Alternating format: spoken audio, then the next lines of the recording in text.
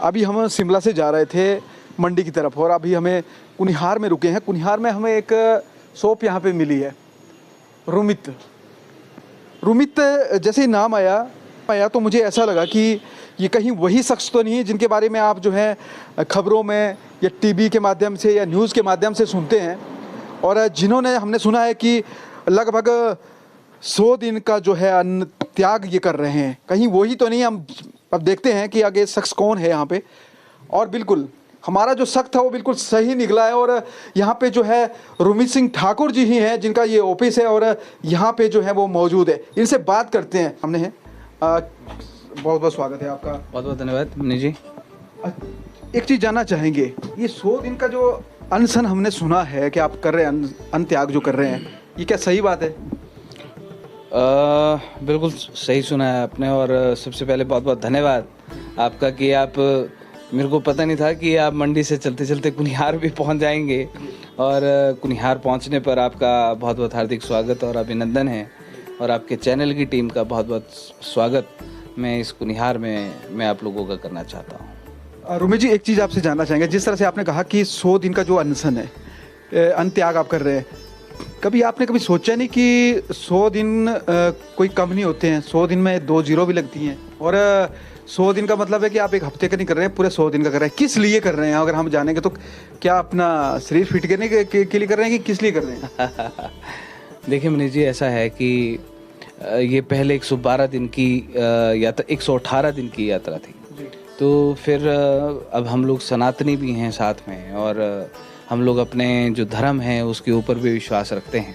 तो उसके अनुसार जब हमने थोड़ा सा समय देखा कि हमको कैसे करना चाहिए, तो फिर वो 112 दिन के ऊपर आया कि उसके बाद थोड़ा समय था, कुछ ग्रह नक्षत्र कुछ टेढ़े मेढ़े चल रहे थे।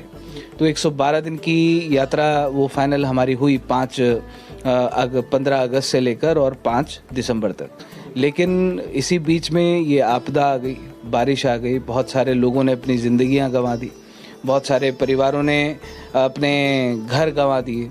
तो उसके चलते फिर हम लोगों ने इस यात्रा को पोस्टपोन किया और 27 अगस्त से अब शुरू कर रहे हैं। तो 27 अगस्त से शुरू कर रहे हैं तो लगभग ये 102 दिन बनते हैं 5 दिसंबर तक। और जहाँ पर बात आती है कि एक के साथ 2 जीरो भी लगते हैं, तो पहले तो 12 भी लग रहा था, 18 भी लग रहा था, तो अब 2 जीरो साथ में लगे हैं। पूरे 100 दिन की यात्रा है। हम लोग पूर्णतः केसरिया वस्त्र इसमें धारण करके चल रहे हैं, जिसका कारण ये है कि जो हमारा केसरिया है वो त्याग और बलिदान का प्रतीक है। और जब त्याग और बलिदान के प्रतीक को आप धारण करके चलते हैं तो निश्चित तौर पर आपके जो त्याग और बलिदान करने की क्षमता है वो बढ़ जाती है। हम लोग देवी देवताओं के ऊपर विश्वास करने वाले लोग हैं। और दूसरा कि अपने समाज की लड़ाई को बुलंद करने का जो हम लोगों ने एक जिम्मेवारी अपने आप से, किसी ने हमारे ऊपर, किसी ने कनपट्टी के ऊपर बंदूक नहीं रखी कि भाई तुमको समाज के लिए लड़ना है ना, या तुम्हारे लड़ाई लड़ने से ही समाज में सब कुछ बदलाव होगा। ये हमारी अपनी अपनी इच्छा है कि हम अपने समाज के लिए कुछ करें।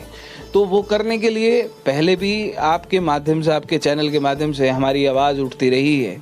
हमारे जो संघर्ष है वो संघर्ष जनता तक पहुंचता रहा है। अब ये यात्रा करने का जो निर्णय है, तो इस यात्रा को हम लोग अपने 10 मुद्दे हैं, हमारे संगठन ने, देवभूमि क्षत्रिय संगठन स्वर्ण मोर्चा ने हमारे एक राजनीतिक पार्टी का गठन किया है, राष्ट्रीय देवभूमि पार्टी। तो उसके माध्यम से हम लोग इस हिमाचल प्रदेश में ये अन्न त्याग की यात्रा करने जा रहे हैं। 100 दिन पूर्णतः हम लोग अन्न का त्याग करके हम लोग चलेंगे और सिर्फ फल, फ्रूट और सैलेड खाकर ही हम लोग इस यात्रा को आगे बढ़ाएंगे।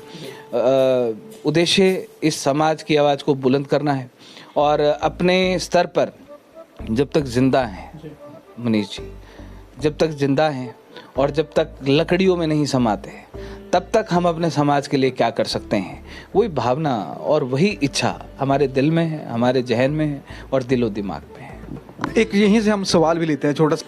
अब तो जिस तरह से अब त्योहारों का भी एक चलन है हिमाचल में शुरू हो रहा है, जिस तरह से भारतवर्ष की बात करेंगे, हिमाचल में नहीं, जिस तरह से अब रक्षाबंधन आएगा, उसके बाद जो है वो दिवाली आएगी, वो मतलब आगे जो भी है वो फेस्टिवल आते रहेंगे। आप जो है इतनी सारी कुर्बानियाँ या हम कहें इतने सारे जो त्यौहार है इनको आप त्याग रहे हैं, अपने घर से दूर और रिश्तेदारों से दूर, तो कैसे देखते हैं इसको? मनीष जी देखिए, ऐसा है कि 100 दिन की यात्रा में एक बात सही है कि अभी जब हम लोग 27 तारीख से शुरू करेंगे तो 30 तारीख को रक्षाबंधन आता है। उसके बाद लगातार मतलब दिसंबर तक, नवंबर तक, टिल दिवाली तक ये पूरा का पूरा त्योहारों का एक समय चलता है कि हर तरीके के त्यौहार, चाहे धनतेरस है, दीपावली है, दशहरा है, बीच में बहुत सारे ऐसे और इसमें त्यौहार हैं जो रहेंगे और हम लोग अपने घर से बाहर रहेंगे। देखिए, दीपावली का त्यौहार एक ऐसा होता है कि व्यक्ति कहीं पर भी होता है, वो किसी भी छोर पे होता है, वो अपने घर पहुंचता है। क्योंकि माँ लक्ष्मी की पूजन होता है और पूरा का पूरा परिवार एकत्रित होता है। लेकिन हम लोगों को ये दिवाली, ये कोई भी त्यौहार ना हम अपने बच्चों के साथ मना पाएंगे, ना अपने घर वालों के साथ मना पाएंगे, ना अपने घर में हम लोग मना पाएंगे। पता नहीं कौन से सड़क पे होंगे, कौन से स्थान पे होंगे कि हम लोग इन त्योहारों को हम लोग हो सकता है इस प्रदेश की जनता के बीच में मनाएं, हो सकता है कहीं किसी जंगल में हम लोग मनाएं, या हो सकता है किसी मंदिर में मनाएं, कोई पता नहीं है। लेकिन ये बात थोड़ा सा बच्चों के दिल में भी रहते हैं कि बाबा आप दिवाली पे भी साथ नहीं होंगे। फिर अभी बच्चों के जन्मदिन आ रहे हैं तो बाबा, फिर वो बच्चे पूछ रहे हैं कि बाबा आप हमारे जन्मदिन में होंगे कि नहीं होंगे। तो फिर मैंने मना किया कि नहीं बेटा, मैं तुम्हारे जन्मदिन पे तो नहीं हो पाऊँगा इस बार, तो आपको वैसे ही जन्मदिन मनाना है। तो अभी बच्चे छोटे हैं तो बच्चों में फीलिंग्स ज़्यादा होती हैं, तो फिर वो दोनों थोड़े उदास हो गए। तो फिर मैंने उनको बोला कि यार वीडियो कॉल पे मैं आपके साथ रहूँगा, आपके बर्थडे पे साथ रहूँगा। तो है बहुत सारा, लेकिन हमारा प्रयास है मनीष जी कि इस समाज को जगा पाएँ। देखिए, मैं सीधे तौर पे बात बोलना चाहता हूँ कि हमने इतना लंबा संघर्ष किया, या हम अपना त्याग बलिदान जो भी कर रहे हैं, आप आज मेरी दुकान में आए हैं, ये मेरा ऑफिस है, तो हम लोग काम धंधे वाले भी साथ में हैं, जो कमाते हैं वही खाते हैं, है ना। तो हम इस समाज के लिए त्याग और बलिदान इसलिए नहीं कर रहे हैं कि इस समाज में एक गुब्बारे की तरह हवा भरे और वो जो हवा है वो समय के साथ वो निकल जाए और गुब्बारा फिर से फुस हो जाए।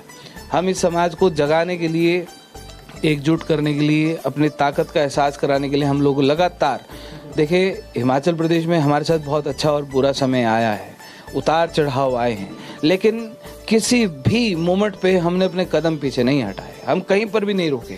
हम लगातार हम लोग अपने कदम आगे बढ़ाते रहे हैं और इस समाज के लिए इसलिए नहीं कर रही कि ये समाज एक बार खड़ा होकर और फिर से गहरी निंद्रा में सो जाए। गहरी निंद्रा में सोते सोते इन लोगों को 51 साल हो गए। अगर आज भी, अगर मान लीजिए अगर हम अपना त्याग बलिदान कर रहे हैं और ये समाज तब भी अगर मुर्दों की तरह रहेगा, तो मुझे नहीं लगता कि इसके बाद कोई भी त्याग और बलिदान करने के बारे में सोचेगा। क्योंकि हमारे इन ये जो चाहे सो कॉल्ड राजपूत हैं, पंडित हैं, वैश्य हैं, ये जब तक अपनी मानसिक गुलामी के बंधन को नहीं तोड़ेंगे मनीष जी, तब तक कुछ नहीं हो सकता इन लोगों का। तो हमारा त्याग और बलिदान अपने समाज के लिए, ये समझ जाएंगे समय रहते तो अच्छी बात है, नहीं समझेंगे तो मालिक माँ भवानी है। जी देखिए, बहुत बड़ी मैसेज है, बहुत बड़ी बात आपने कह डाली है कि आप इस बार जो है वो 100 दिन जो है लगातार अपने प्रदेश की जनता के साथ रहेंगे, या जंगलों में रहेंगे, मंदिरों में रहेंगे, जो आपने कहा कि अपने घर वालों से जो है, अपने बच्चों से दूर आप रहेंगे, और ये त्याग जो है आप कर रहे हैं अपने समाज के लिए, आपने बात करी है। इसके साथ एक चीज़ और जानना चाहेंगे, जिस तरह से अभी बरसात का भी माहौल है, बरसात से जो है वो पूरा हिमाचल जो है इस वक्त डरा हुआ है कि काफ़ी त्रासदी जो है पूरे हमारे प्रदेश में हुई है। इस बारे में अपनी क्या राय रखते हैं? क्या आपको, आपके जो चाहने वाले हैं अगर बात करें, तो वो इस बात के लिए चिंता भी करेंगे कि रुमित सिंह ठाकुर जी इस बार यहाँ ना जाइए क्योंकि वहाँ पे लैंडस्लाइडिंग हो रहा है, कहीं पे जो है बादल फट रहे हैं, कि तो क्या इस चीज़ को कैसे देखते हैं अपनी यात्रा को? जी देखिए, आपने बिल्कुल सही बात कही है और सही बात पूछी है कि प्राकृतिक आपदा इस हिमाचल प्रदेश में ये पहली बार आया और पहली बार एक ऐसा माहौल बना कि बहुत सारी जिंदगियां चली गई, बहुत सारी जिंदगियां चली गई इस प्राकृतिक आपदा में। बहुत सारे घर टूट गए, लोगों के परिवारों ने अपने लोगों को खो दिया इस आपदा के कारण। लोगों में चिंता है कि बारिश का माहौल होगा भी, जैसे दोबारा से अलर्ट है और चीज़ें हैं, लेकिन इन चीज़ों की परवाह किए बिना देखिए हमारे मन में एक जो पीड़ा है वो अवश्य ज़रूर है कि इस प्राकृतिक आपदा ने बहुत सारे परिवारों के लोगों को उनसे छीन लिया, उनसे दूर कर दिया। है ना। लेकिन जिस प्रकार से ये प्राकृतिक आपदाई, हम तो भगवान से, माँ भवानी से ही कामना करते हैं कि ऐसा कोई मंजर इस हिमाचल प्रदेश में नहीं आना चाहिए कि जिससे हिमाचल प्रदेश के लोगों की ज़िंदगियाँ तबाह हों, ज़िंदगियाँ बर्बाद हों। लेकिन बारिश का जहाँ पर भी माहौल होता है या ऐसा कुछ भी होता है तो हम लोग लोगों के बीच में रहेंगे, लोगों के घरों में रहेंगे, लोगों का दुख साझा करेंगे, उनकी समस्याओं को जानने का प्रयास करेंगे, जनता के बीच में जाकर वो किन समस्याओं से जूझ रहे हैं जिनके बारे में कोई बात नहीं करता है, उन बातों के ऊपर हम लोग बात करने का प्रयास करेंगे। 10 मुद्दे हमारे अपने हैं और अपने उन 10 मुद्दों को लेकर हमारी पार्टी, हमारा संगठन इस हिमाचल प्रदेश में अपने कदम आगे बढ़ाएगा। और मैं अभी आपको बताऊंगा कि वो 10 मुद्दे हमारे क्या हैं। बिल्कुल जी, वही जानना था आपसे कि आपके जो 10 मुद्दे हैं, आपकी पार्टी के आपके मुद्दे हैं, वो क्या क्या मुद्दे हैं। बहरहाल इससे पहले हम थोड़ा सा बात करें, जिस तरह से बरसात की बात चली और आपने जिस तरह से बताया कि कैसे कैसे रहेगा और प्राकृतिक आपदा जो है हिमाचल में आई है, यहीं से एक छोटा सा हम क्वेश्चन फिर लेते हैं कि रूमित सिंह ठाकुर जी, आप के साथ जो है इस यात्रा में, जो आपकी अंत्ययाग यात्रा है, कौन कौन लोग शामिल है और ये आप यात्रा आपकी कहाँ कहाँ से होने वाली है, कितना आपका कुछ इसका जो है हम कहें तो मैप, रोड मैप आपने तैयार कर रखा है इसके लिए?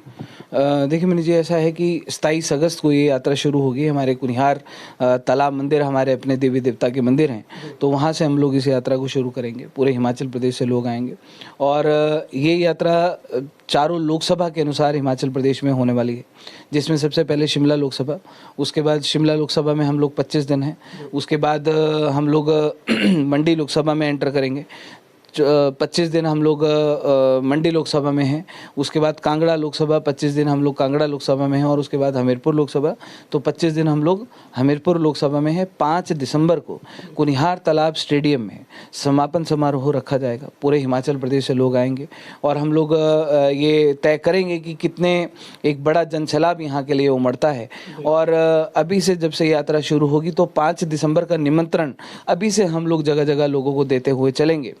और जो सबसे पहले हम लोग शिमला लोकसभा में हैं, तो 27 अगस्त से पहले हम लोग पहले अपने अर्की विधानसभा में हैं, उसके बाद नालागढ़ विधानसभा में हैं, फिर दून विधानसभा, फिर कसौली विधानसभा, फिर सोलन विधानसभा, फिर हम लोग मूव हो जाएंगे जिला सोलन, जिला सिरमौर की तरफ।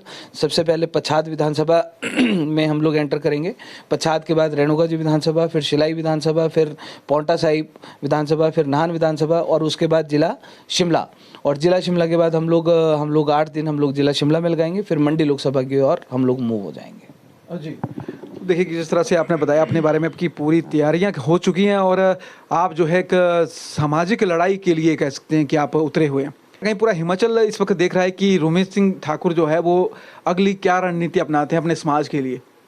लेकिन अगर बात थोड़ी सी चले करते हैं तो आपके ऑफिस में बैठे हैं और ऑफिस में हम देख रहे हैं कि मैं चाहूँगा आप थोड़ा सा दिखाएं कि जो हमारे जो जिस तरह से हिंदुस्तान के जो हमारे राजपूत राजा महाराजा हुए हैं उनकी प्रतिमाएं यहाँ पे लगी हुई है। मैं चाहूँगा कैमरामैन जैसे कि आप थोड़ा सा दिखाएं।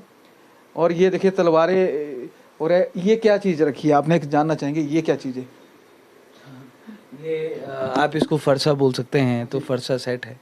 तो तलवारें जिस तरह से सुशोभित हैं, ऐसा लग रहा है मानो कि किसी महाराजा के हम इसमें आ गए हैं। तो ये प्रेरणा कैसे, मतलब इसकी और आपका रुझान किस तरह से हुआ, अगर जाने के समाज का और इस तरह से बात करें थोड़ी सी? तो मनीष जी देखिए, ऐसा है कि हम लोग पहले कई संगठनों में या राजनीतिक दलों के साथ भी जुड़े रहे, लेकिन जब बात समाज के साथ जुड़ने की आई और समाज के लिए कुछ करने की आई, तो तब अपने मानसिकता को हम लोगों ने बदला। अपने लोगों की समस्याएं क्या हैं, उन समस्याओं के ऊपर बात करने की कोशिश की। और जैसे जैसे समाज के लिए हम लोग बात करते गए, वैसे वैसे ये जो सो कॉल्ड भाजपा कांग्रेस इस हिमाचल प्रदेश में है, इन लोगों से हम लोग दूर होते गए, क्योंकि इनकी कथनी और करनी हमारे सामने आती गई। कथनी और करनी में डिफरेंस हमको पता चलता रहा। फिर ये दिखा कि ये दोनों एक ही थाली के चट्टे बट्टे हैं, कोई फ़र्क नहीं है। अगर एक पार्टी हमारे लोगों का शोषण कर रही है तो दूसरी पार्टी भी हमारे लोगों का शोषण कर रही है। और दूसरा कि हमारे लोग जो शोषण का शिकार हो रहे हैं उसका कारण भी हमारे लोग हैं, जो भाजपा से जुड़े हैं, जो कांग्रेस से जुड़े हैं। उन लोगों की जी हजूरियों के का जो परिणाम है वो हमारे जो आम जनता है वो भुगत रही है। हमारे जो स्वर्ण समाज की जो लोग हैं, बच्चे हैं, कर्मचारी हैं, वो उनके घुटने दबाने का जो परिणाम है वो हमारे लोग भुगत रहे हैं। क्यों? क्योंकि अगर ये लोग अपने में दम रखते, अपने कौम के लिए लड़ने की बात करते, तो मुझे नहीं लगता कि आज रोमित ठाकुर को खड़े होने की आवश्यकता पड़ती। आज लोग ये भी कहते हैं, आपके माध्यम से मैं बोलना चाहता हूँ कि लोग ये कहते हैं कि राजनीतिक दल रोमित ठाकुर ने बनाया और राजनीतिक दल बनाने के बाद मतलब कुछ फर्क पड़ गया, कुछ कम हो गए। तो मैं एक बात ये बड़े सीधे लफ्जों में मैं बोलना चाहता हूँ कि ये जो भाजपा कांग्रेस वाले हैं और ये भाजपा कांग्रेस में जो ये राजपूत पंडित जो इनके घुटने दबा रहे हैं, जो जब कोई मंत्री विधायक आता तो पाँव छूते हैं, हमारे उसमें हमारी कौम में मनीष जी देखें, हम लोग भगवान के अलावा या अपने माँ बाप के अलावा हम किसी के सामने झुकते नहीं हैं, है ना। एक भगवान है और दूसरा हमारे माँ बाप है, उसके अलावा हम किसी के सामने झुकते नहीं, लेकिन और साला कभी झुकेंगे भी नहीं, है ना। लेकिन हमारे इन लोगों ने अपनी इच्छाओं की पूर्ति के लिए इन्होंने बस जो मंत्री आया, मंत्री जी प्रणाम, मंत्री जी प्रणाम, मंत्री जी प्रणाम, मंत्री जी प्रणाम, विधायक जी प्रणाम, इनके घुटने दबा दबा के इन्होंने हमारे बच्चों की जिंदगियां इन्होंने तबाह कर दी। और मैं इनको सीधे तौर पे बोलना चाहता हूँ, ये जो लोग बोलते हैं ये भाजपा कांग्रेस वाले कि इस लड़ाई को इन्होंने पार्टी बना के कमज़ोर किया, अरे कमज़ोर पार्टी बनने से नहीं हुआ, कमज़ोर तुम्हारे घुटने दबाने से हमारा समाज कमज़ोर हुआ है। अगर तुम लोग अपने अंदर हिम्मत रखते और तुम लोग अपने भाजपा कांग्रेस के सामने अपनी आवाज़ बुलंद करने की आवश्यकता पड़ती, आज राष्ट्रीय देवभूमि पार्टी बनाने की आवश्यकता नहीं पड़ती, या आज रोमित ठाकुर को दोबारा से एक बार फिर 100 दिन की अंत्याग यात्रा पे निकलने की आवश्यकता नहीं पड़ती। अगर तुम्हारा जमीर जिंदा होता तो तुमने अपने स्वाभिमान और जमीर के साथ जो सौदा करके तुमने भाजपा कांग्रेस वालों के जो घुटने दबाने की जो अपनी चलन चलाया है, तो इसके कारनामे हमारे समाज भुगत रहा है। कौन कौन सी 10 महत्वपूर्ण बातें हैं जो आप समाज के लिए रख रहे हैं अपने? जी मनीष जी, ऐसा है कि हमारा सबसे पहला मुद्दा है समानता का अधिकार, तो जिसमें हम लोग हमेशा से बात करते आए हैं कि हम लोग हिमाचल प्रदेश की बात करें तो कम से कम इन भाजपा कांग्रेस वालों को पहल करनी चाहिए कि जब भी ये कोई नेता, इनका कोई मंत्री विधायक, तो मेरा कोई इंटरेस्ट होता नहीं है इनके भाषण सुनने में, कि क्योंकि जब ये इक्वलिटी या समानता या सबको बराबर अधिकार देने की बात करते हैं तो क्यों मेरा इंटरेस्ट होता नहीं है इनकी बातें सुनने में, क्योंकि ये दोनों एक ही थाली के चट्टे बट्टे होते हैं और राजनीति से प्रेरित ये लोग बातें करते हैं।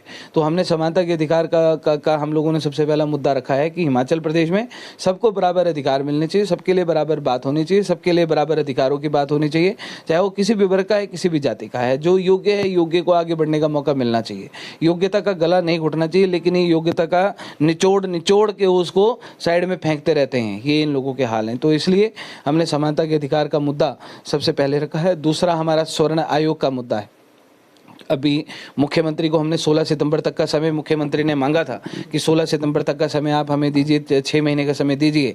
तो मुख्यमंत्री ने या इस कांग्रेस की सरकार ने हमारे बच्चों की वर्दियां छीनने में, उनके स्कूल बैग छीनने में तो सेकंड नहीं लगाया, लेकिन स्वर्ण आयोग देने में इन्होंने 6 महीने का का समय मांगा। 16 सितंबर को समय पूरा होता है, उसके बाद अभी तो इन्होंने मांगा समय, उसके बाद फिर हम समय देंगे।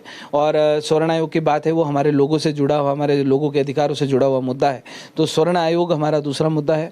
तीसरा मुद्दा हमारा बड़ा महत्वपूर्ण है, जो एट्रोसिटी SC/ST एक्ट में संशोधन की बात हम लोग करते हैं। तो संशोधन की बात, क्योंकि देखिए राष्ट्रीय देवभूमि पार्टी है, राष्ट्रीय देवभूमि पार्टी चारों लोकसभा की सीटों के ऊपर चुनाव लड़ेगी, और जो बात हम इन लोगों के सामने आज तक रखते आए कि एट्रोसिटी SC/ST एक्ट में संशोधन की बात, कम से कम अरे तुम नहीं कर सकते तो कम से कम उठाओ तो सही। हमारे लोगों की गर्दनों के ऊपर जो तुमने तलवार लटकाई है, कम से कम उस तलवार को हटाने के बारे में बात तो करो, लेकिन ये बात करने की भी हिम्मत नहीं जुटा पाते। तो राष्ट्रीय देवभूमि पार्टी इस बात को, हमारा कोई भी एक व्यक्ति 2 व्यक्ति जो भी हमारा जो जीत कर लोकसभा के अंदर जाएगा, वो एट्रोसिटी SC/ST एक्ट में संशोधन करने की मांग को और बात को बड़े जोरदार तरीके से लोकसभा के अंदर उठाएगा। तो तीसरा मुद्दा हमारा एट्रोसिटी SC/ST एक्ट है, जिसमें प्रदेश सरकारें मोटिवेशनल अमाउंट भी देती है हमारे लोगों के ऊपर झूठे मुकदमे लगाने के लिए।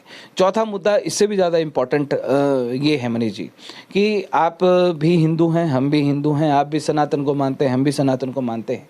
इस देश में हम लोग देखते हैं कि किसी भी गुरुद्वारे का पैसा, किसी भी मस्जिद का पैसा, किसी भी चर्च का पैसा वो सरकार के पास नहीं आता है, सरकार के अधीन नहीं है कोई भी गुरुद्वारा, कोई भी मस्जिद, कोई भी चर्च। लेकिन हमारे जितने भी बड़े मंदिर हैं, सिद्ध पीठ हैं, शक्ति पीठ हैं, वो सारे के सारे मंदिर वो सरकार के अधीन है। वो एडमिनिस्ट्रेटिव उसको अपने कंट्रोल में रखता है। जितना भी चढ़ावा आता है, जितना भी पैसा जाता है, कुछ पंडितों को उन्होंने कुछ आई थिंक छोटा मोटा कुछ परसेंटेज उसमें रखा है, और किस प्रकार से रखा है, तो उसके आधार पे हमारा सारा हिंदुओं का पैसा जाता है सरकार के पास, प्रशासन के पास। हमने इसमें ये लोकसभा में हम लोग इस यात्रा के माध्यम से इस बात को हम लोग लेकर चले हैं कि हम लोग इस बात को लोकसभा के अंदर उठाएंगे कि जितने भी सिद्ध पीठ और शक्ति पीठ हैं उनको सरकार के अधीन से, कंट्रोल से बाहर किया जाए। हमारे जो हमारे मठ अधिकारी हैं, हमारे जो गुरु हैं, हमारे शंकराचार्य हैं, हमारे महामंडलेश्वर हैं, उनके अधीन एक कमेटी का गठन करके उनके अंदर ये, उनके अधीन ये मंदिर किए जाएं। और इन मंदिरों में चढ़ने वाले चढ़ावे को हमारी प्रणाली होती थी, शिक्षा प्रणाली होती थी कि गुरुकुल हमारे इस देश में पाए जाते थे, सनातन को मजबूत करने के लिए पाए जाते थे। लेकिन औरंगजेब ने वो सारी की सारी जो प्रथा थी उस प्रथा को बंद करवाया था। तो हमें चाहते हैं कि जो मंदिर हैं, मंदिर गुरुकुल शिक्षा विद्यालयों का गठन करे, शिक्षा विद्यालयों को चलाए।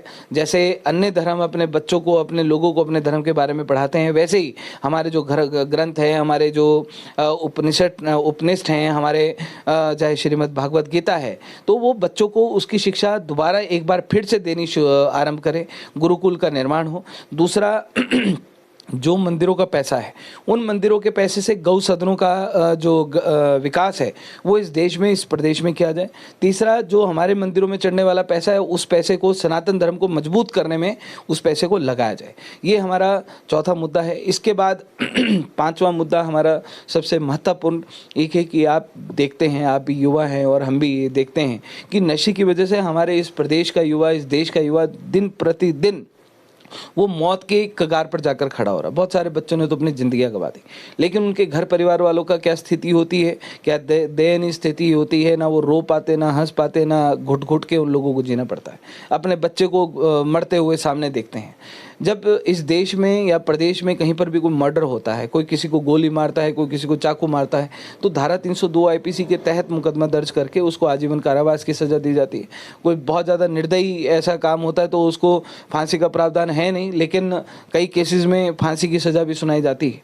तो हम लोग, मेरा ये मानना है कि, और हमारी पार्टी का, हमारे संगठन का ये मानना है मनीष जी, कि आप अगर नशा बेचते हैं, ये केमिकल नशा, जब आप, जैसे चिट्टा है और चीज़ें, ये इंजेक्शन है, जब आप ये चीज़ बेचते हैं और हमारे यूथ को वो नशा लेने के ऊपर जब आप मजबूर करते हैं, तो सीधी बात है वो मर्डर है, क्योंकि वो बच्चा उस नशे से मर रहा है। बेशक वो एक आज ने एक इमीडिएट नहीं मरेगा, लेकिन 2 दिन बाद मरेगा, 10 दिन बाद मरेगा, महीने बाद, है तो मर्डर ही ना।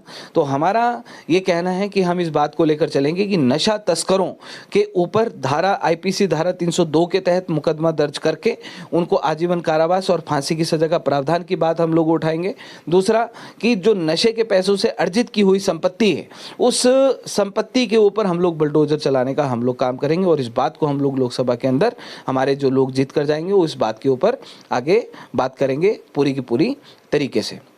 इसके बाद हमारा जो अहम मुद्दा है, इसके बाद हम लोग बात कर रहे हैं कि ये जो प्राकृतिक आपदा की अभी आपने बात की, हमने देखा कि हिमाचल प्रदेश में अभी तो कई वीडियोस भी आया, आई थिंक कि आपके चैनल ने भी चलाई थी, कि विधायक वो प्रशासन के साथ तो जाकर लड़ रहे हैं, लेकिन इस आपदा में वो एक तरपाल तक देने की वो अपनी हैसियत नहीं रख रहे कि कम से कम भाई तुम लाखों रुपया तुम सैलरियाँ लेते हो, तुम्हारे पास विधायक निधियाँ हैं, तुम्हारे पास इतने सारे सोर्सेज हैं, आप एक परिवार को, एक पीड़ित परिवार को आप तरपाल तक नहीं दे पा रहे हो, आप प्रशासन के साथ जाके लड़ रहे हो। ठीक है, तो ऐसा जिसका 10 लाख 20 लाख का मकान चले गया, सरकार उसको 3,000 5,000 10,000 रुपये दे रही। ठीक है, तो उन परिवारों के लिए कहाँ पर ऐसा कोई स्पेशल पैकेज है कि उन परिवारों को राहत मिल सके। तो हमने इस बात को लेकर चले हैं कि लोकसभा के अंदर हमारे जो लोग राष्ट्रीय देवभूमि पार्टी की जीत कर जाएंगे, तो प्राकृतिक आपदा हिमाचल प्रदेश में किसी भी प्रकार की आती है तो उनके लिए स्पेशल पैकेज की मांग करना और स्पेशल पैकेज करवाना, ये हमारी प्राथमिकता रहेगी। इसके बाद हमारे जो हिमाचल प्रदेश में या इस देश की हम लोग बात करते हैं तो युवाओं में बढ़ती बेरोजगारी की हम लोग बात करते हैं। हमने तो हिमाचल प्रदेश के चुनावों में देखा है, विधानसभा के चुनाव में देखा है कि भाजपा कांग्रेस वाले वोट लेने के लिए ये बोलियां लगाते हैं, बोलियां। अभी जैसे प्राकृतिक आपदा में एक तरपाल देने तक की इनकी हैसियत नहीं हो रही विधायकों की। जब चुनाव आएंगे तब आप देखना कि किस प्रकार से फ्री की योजनाएं बांटेंगे, हम ये देंगे, हम वो देंगे। वोट खरीदने के लिए ये कितने निचले स्तर तक गिर जाएंगे आप लोग सोच भी नहीं सकते हैं, या जनता सोच भी नहीं सकती है। जब लोगों की मदद करने की बात आती है तब ये कंगाल हो जाते, तब ये बोलते जी हमारे पास कुछ नहीं। जब चुनाव आएंगे तब इनके पास पैसा करोड़ों रुपया इनके पास बांटने के लिए आ जाएगा, करोड़ों रुपया बांटने के लिए आ जाएगा। फ्री की नौकरियों के ये ऐसे पिटारे खोलते हैं कि जी भैया ऐसा लगता है, स्वप्न ऐसे दिखाते हैं कि हर घर का कोई भी लड़का कोई बेरोजगार रहेगा ही नहीं। लेकिन आज बेरोजगारी की जो दर है वो 18% से ऊपर बढ़ चुकी है, और उस बेरोजगारी को दूर करने के लिए इस प्रदेश या इस देश की सरकारें किसी भी प्रकार से कोई स्ट्रांग नीति बनाने का काम नहीं कर रही, और ना उसके ऊपर कोई बात करता है। अगर इस देश का युवा अगर अपने बेरोजगारी की तरफ सोचना चाहता है तो मुद्दे को डाइवर्ट कर दिया जाता है। कभी कैथल जैसी घटनाएं, कभी मेवात जैसी घटनाएं, कभी हिंदू मुसलमान की घटनाएं, कभी किसी और की घटनाएं, तो उस तरफ को इस देश के युवाओं का रुख मोड़ दिया जाता है ताकि वो अपने भविष्य के बारे में चिंता ना कर सके।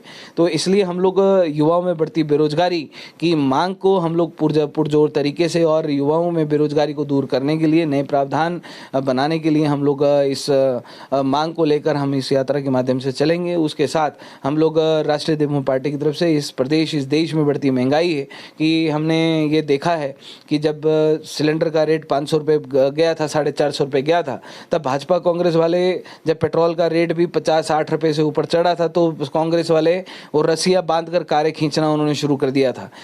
सिलेंडर का रेट बढ़ा था तो भाजपा वालों ने सिलेंडर सिर के ऊपर चक के उन्होंने नृत्य सड़कों पर करना शुरू कर दिया था। लेकिन आज 1163-1173 रुपये का सिलेंडर मिल रहा है। कहाँ है भाजपा और कांग्रेस वाले?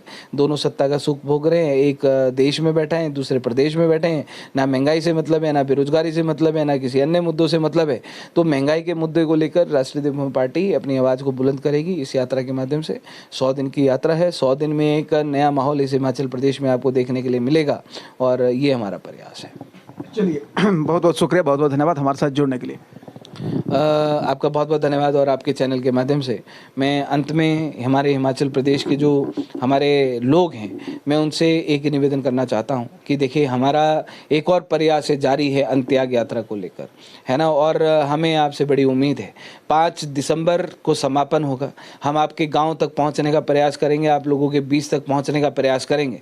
किस स्तर तक आप लोगों को सहयोग करना है ये तय आप लोगों ने करना है, और हमारा जो रास्ता है, हमारा रास्ता भी तय आप लोग करेंगे कि हम लोगों को चलना है कि नहीं चलना है, हम लोगों को समाज के लिए खड़े होना है या नहीं होना है। ये बात भी आप लोगों के ऊपर निर्भर है। इस यात्रा में आप लोगों का पूर्ण सहयोग रहेगा, ये हम कामना करते हैं। और 5 दिसंबर को हम लोग एक नया रिकॉर्ड हम लोग इस हिमाचल प्रदेश में कायम करेंगे, ऐसी मेरी कामना है। और 5 दिसंबर के लिए मैं अभी से आप सभी लोगों को, भाई मनीष जी के चैनल के माध्यम से आप सभी लोगों को निमंत्रण देना चाहता हूँ। अपने जितने भी राजपूत समाज के लोग हैं, ब्राह्मण समाज के लोग हैं, वैश्य कम्युनिटी के लोग हैं, कि 5 दिसंबर को आप लोग कुनिहार तालाब स्टेडियम में सादर आमंत्रित रहेंगे।